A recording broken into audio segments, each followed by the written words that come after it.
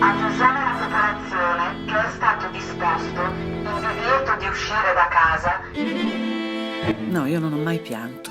All'inizio pensavo fosse incoscienza, autodifesa, poi mi sono resa conto che senza programmarlo ho reagito con resilienza.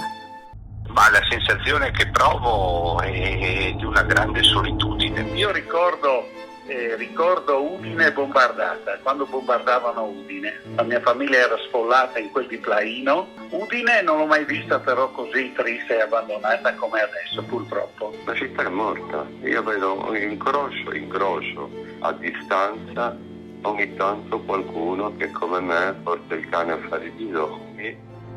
Nel terremoto il Friuli e la città di Udine è venuta fuori bene perché era spumeggiante, era in crescita, c'era in territorio vivace, le forze sociali pure e i cittadini erano pieni di fiducia.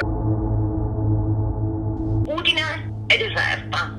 Udine è in lockdown. Un giorno mentre passavo in un vicolo una signora dall'alto del quarto piano mi saluta. Ciao, non so chi tu sia, ma ti saluto lo stesso. Adesso è mezzogiorno, un minuto di raccoglimento per ricordare le vittime di questa epidemia che ha colpito anche la nostra città di Udine.